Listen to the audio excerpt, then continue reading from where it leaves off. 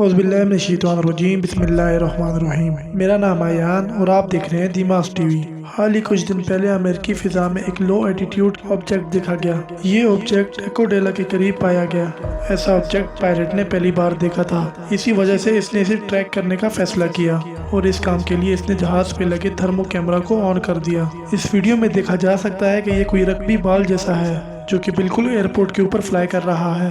अभी पायलट इसे ट्रैक कर ही रहा था कि अचानक इसने एक अनोखा करतब दिखाया और अचानक समुंदर के पानी के अंदर चला गया और बाहर आने तक थर्मल कैमरा दोबारा इसे ट्रैक करने लगा। लेकिन इसके बाद जो हुआ उससे आपके होश उड़ जाएंगे कि पानी में निकलने के बाद ये दो हिस्सों में तकसीम हो गया और आंखों से ओझल हो गया और इसके बाद इसे थर्मल कैमरा भी ना पकड़ सका। ये क्या चीज़ थी, कहाँ से आई और ये आंखों के सामने गायब कैसे होगी? इस वीडियो की अहम बात यह है कि ये एक नेवी प्लेन पे लाखों डॉलर के थर्मल कैमरा से रिकॉर्ड की गई थी। यूएस गवर्नमेंट ने इस वीडियो की जांच करने का फैसला किया। सबसे पहले ये देखा जाएगा कि इस वीडियो में किसी किस्म की एडिटिंग तो नहीं, लेकिन ये एक यूएस एयरलाइन का रिकॉर्ड था, लिहाजा इसमें किसी किस्म की एडिटिंग नहीं पाई गई और ये डेटा जीपीएस के रिकॉर्ड के साथ मैच कर गया। तो ये बात वाज़ेह होगी कि ये जहाज उस दिन उस जगह मौजूद था। थर्मल कैमरा जो कि ऑब्जेक्ट के टेम्परेचर के हिसाब से इसे ब्लैक एंड व्हाइट शो करता है। इसके जरिए रात के वक्त भी चीज़ों को देखा जा सकता है।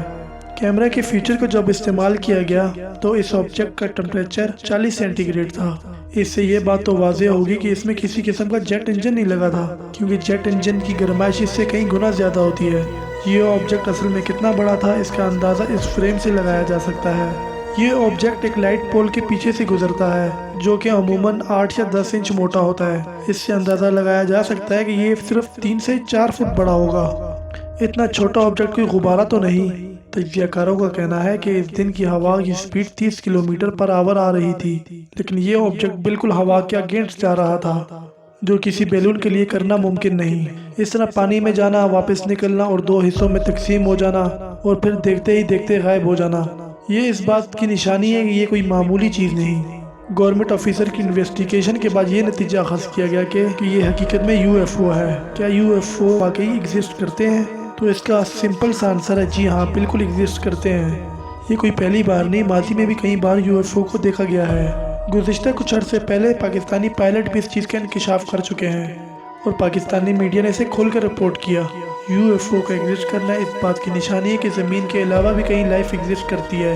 एक ऑस्ट्रेलियन न्यूज़ चैनल को इंटरव्यू देते हुए साफ साफ बताया गया कि अक्सर फ्लाइंग ऑब्जेक्ट फिजा में देखे जाते हैं। इनकी रफ्तार इस कदर तेज़ होती है जिससे फ्लाइंग जेट भी इसका मुकाबला नहीं कर सकता। एक पायलट का कहना था इस तरह के ऑब्जेक्ट की अक्सर स्पीड 20,000 से भी ऊपर होती है। आप इस चीज़ का अंदाज़ा लगाएं कि 40 सेंटीग्रेड एक रूम टेम्परेचर है। आज तक हम ऐसी कोई टेक्नोलॉजी ईजाद नहीं कर सके जो हीट के बगैर फ्लाई करे, लेकिन यूएफओ का टेम्परेचर इतना कम बिल्कुल हैरान कुन है, क्योंकि इलेक्ट्रिक ड्रोन्स भी कुछ ना कुछ हीट खारिज करते हैं। हो सकता है जिस तरह हम सर्च करने के लिए दूसरे प्लैनेट्स पे जाते हैं, तो हो सकता है कि एलियंस भी इस तरह सर्च करने के लिए हमारी ज़मीन पे आते हों। अगर टेम्परेचर की बात को नज़रअंदाज कर भी दिया जाए तो पायलट की आंखों के सामने दो हिस्सों में डिवाइड होना, फिर अचानक से गायब हो जाना, इस तरह का वाक़या 2015 में भी अमेरिका में देखा गया कि एक शख्स अपनी फैमिली के साथ बैठा रेस्टोरेंट में एंजॉय कर रहा था। इसने देखा कि आसमान पे एक चीज़ बहुत आहिस्ता आहिस्ता चल रही है और पूरे 6 मिनटों बाद इस ऑब्जेक्ट ने अपने आप को दो हिस्सों में तकसीम कर लिया। इसके बाद वो शख्स ये देखकर हैरान रह गया जो चीज़ नीचे आ रही थी वो कैसे दो हिस्सों में तकसीम हो गई। ये मामला वो करीबी मिलिट्री और वेदर डिपार्टमेंट में लेके गया, लेकिन इनके पास भी इसके बारे में कोई इन्फॉर्मेशन नहीं थी। इसी तरह ये वीडियो एक और डिपार्टमेंट में भेजी गई, लेकिन इसमें किसी किस्म की एडिटिंग साबित ना हो सकी। इस वीडियो में देखने वाले ऑब्जेक्ट को मुख्तलिफ चीज़ों से जोड़ा जाता रहा, जैसा परिंदा या कोई जहाज वगैरह, लेकिन माहिरीन का कहना है कि यूएस रेगुलेशन की वजह से ड्रोन इतनी बुलंदी तक सफ़र नहीं कर सकते और ना ही जहाज को बनाने के लिए रिफ्लेक्शन वाला मटेरियल इस्तेमाल करने की परमिशन होती है, और ना ही इसे किसी तरह बैलून साबित करना मुमकिन है, क्योंकि बैलून कभी भी दो हिस्सों में तकसीम नहीं हो सकता। तो इसको यूएफओ कहना बिल्कुल गलत नहीं होगा। यूएफओ और एलियंस का टॉपिक हमेशा बहस में रहा है। पैरागॉन से रिलीज होने वाली दूसरी वीडियो में भी मिलिट्री प्लेन पर लगे कैमरे से रिकॉर्ड की गई थी। जिस पायलट ने इसे ट्रैक किया इसका कहना था ये ऑब्जेक्ट फिजिक्स के बिल्कुल बेसिक लॉ के खिलाफ काम कर रहा है। ये काफ़ी ऊंचाई पे था। ये 120 नॉट विंड की स्पीड के खिलाफ जा रहा था। इसने प्रवास के दौरान कई दफ़ा अपनी पोजीशन चेंज की।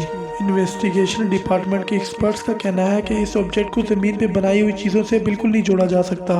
यूएफओ की बात हो और एलियंस का जिक्र ना हो, ऐसा मुमकिन नहीं।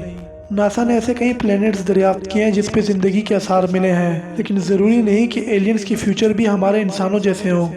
एक थ्योरी ये भी है कि अर्थ पे जिंदगी ऑक्सीजन और पानी से चलती है, तो हो सकता है एलियंस किसी और गैस के मुख्ताज हों। पौधे और दरख्त इसकी बिल्कुल जबरदस्त मिसाल है। इनको पानी, ऑक्सीजन के साथ साथ कार्बन डाइऑक्साइड की भी जरूरत होती है। ये वो कार्बन डाइऑक्साइड है जो हम इंसानों के लिए खतरनाक गैस है। पौधे सूरज की रोशनी की मदद से कार्बन डाइऑक्साइड एनर्जी में बदलते हैं। हमारे पास क्लासिक एग्जाम्पल प्लांट्स की मौजूद है, तो मुमकिन है एक अलग इकोसिस्टम हो जिसमें तरह तरह की मखलूक का बसेरा हो। उम्मीद है आप लोगों को मेरी वीडियो पसंद आई होगी। मैं मिलूंगा आप लोगों के साथ नेक्स्ट वीडियो में, तब तक के लिए अल्लाह हाफिज़।